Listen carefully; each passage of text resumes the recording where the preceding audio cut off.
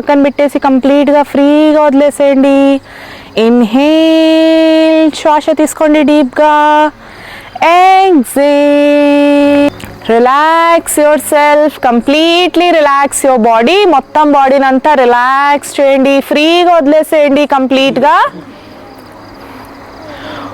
ఒక్కొక్క బాడీ పార్ట్ని ఫ్రీగా వదిలేస్తున్నాం. చిన్న చిన్న విషయాలకి భయపడ్డము, చిన్న చిన్న విషయాలకి మనము ఆందోళన చెందడము, ఇట్లాంటివన్నీ సమస్యలు రాకుండా ఉంటాయి మీకు. శ్వాస తీసుకోండి డీప్గా. Relax your feet. ఎలాంటి టైట్నెస్ ఉన్నా, ఎలాంటి స్టిఫ్నెస్ ఉన్నా ఫ్రీ చేసేయండి కంప్లీట్గా. Relax your legs, completely relax your feet. పాదాలను రిలాక్స్ చేసేయండి. మనం ఎప్పుడు ఇంట్లో పనులు చేస్తూ ఉంటాం, వాకింగ్ చేస్తూ ఉంటాం, మొత్తం భారం అంతా కూడా మన పాదాల మీద ఉంటుంది.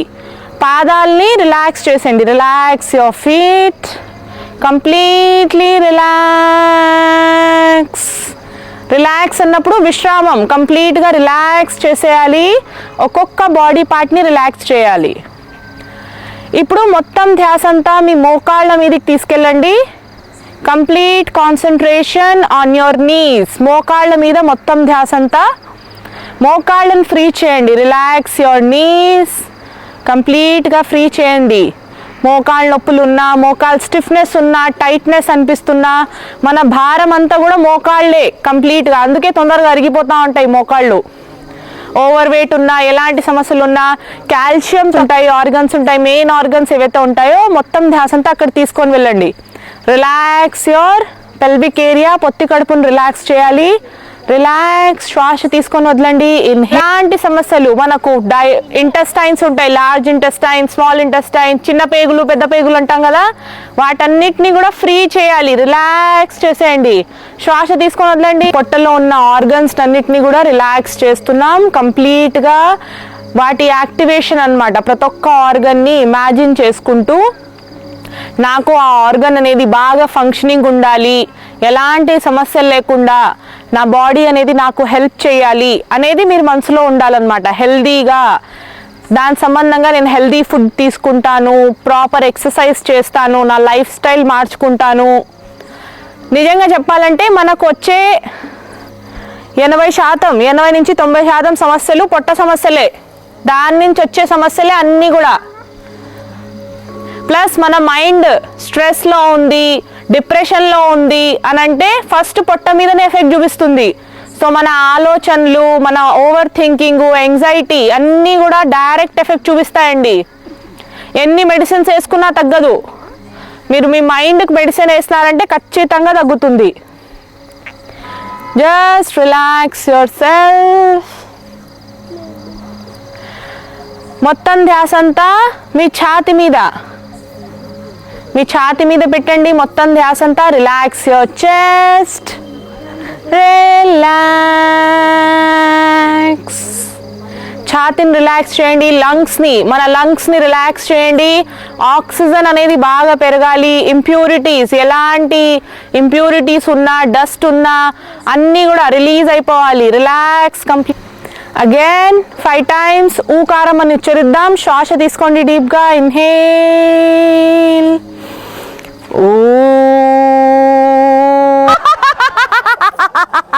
అగైన్. ఇంకా గిట్టి రావాలమ్మో. చూసుకొని నవ్వండి, ఏం కాదు.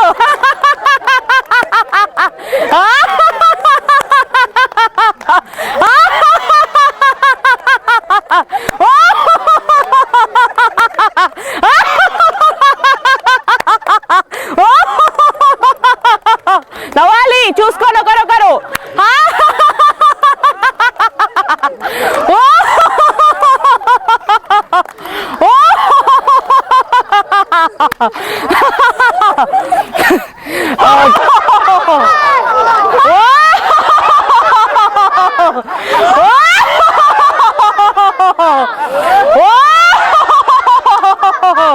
Come on.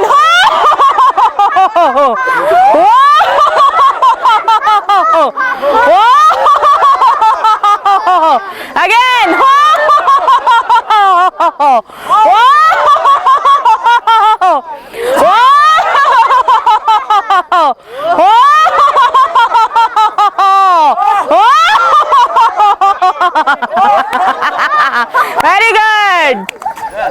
ఇలాంటి చిన్న చిన్న చేశారంటే ఏం ఈ సమస్యలు ఏదో ఒకటి ఉంటాయి. హెల్దీగా ఉంటే ఏం ప్రాబ్లం లేదు.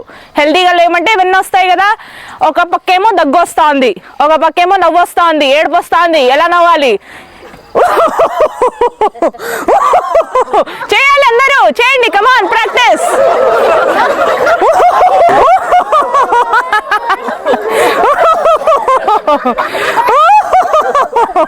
Very good.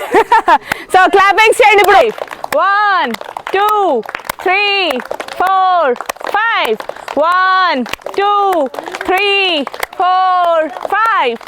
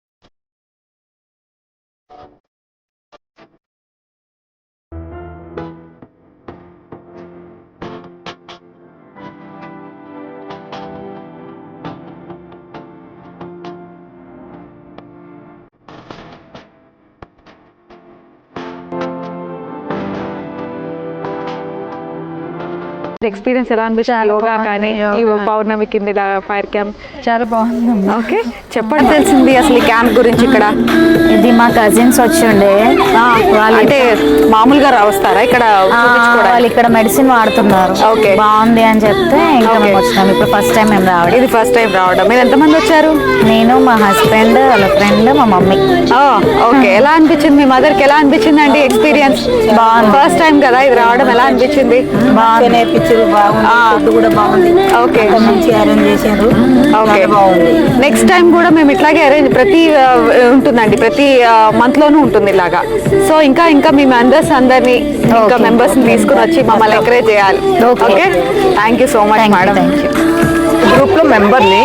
సో నాకు మెసేజ్ వచ్చింది, సో వెంటనే రిజిస్ట్రేషన్ చేయించుకున్నాను. ఓకే, లాస్ట్ టైం రాలేదు కదా, ఇదే ఫస్ట్ టైం రావడం. ఓకే, యోగా ఇవన్నీ కొత్త కదా, ఎలా అనిపించింది? యోగా అంటే రెగ్యులర్ గా ప్రాక్టీస్ చేస్తాను, అది డిఫరెంట్ గా ఉంది కదా. పౌర్ణమి కింద విత్ ఫైర్ చుక్కలు విత్ మా హస్బెండ్ తో ఫస్ట్ టైం ఇలా ఓపెన్ గా చేసుకోవడం. Okay, happy. ఓకే, తనకి కూడా కొంచెం అలవాటు అవుతుందని తీసుకుని వచ్చి. ఓకే ఓకే ఓకే, మీరు ఎక్కడ ఉంటారు? హైదరాబాద్ బిహెచ్ఎల్ నుంచి వచ్చారా? ఓకే, నెక్స్ట్ టైం ఇలాగే ప్రతి మంత్ లోనే కంపల్సరీ చేస్తాము. ఓకే, మీ ఫ్రెండ్స్ అందరినీ తీసుకుని రావచ్చు. ఇలా పౌర్ణమి టైంలో మనందరం కూర్చుని ఇలాగా ఎంజాయ్ చేద్దాం. ఓకే, ఓకేనా? Okay, thank you. ఇంకా మీకు సార్ ఇప్పుడు దీని గురించి చెప్తారు, ప్లాన్స్ గురించి ఎక్స్ప్లెనేషన్ ఉంటుంది. ఇంకా ఏంటి మెడికల్ ప్లాన్స్ గురించి, అది కూడా మీరు అటెండ్ అవ్వండి.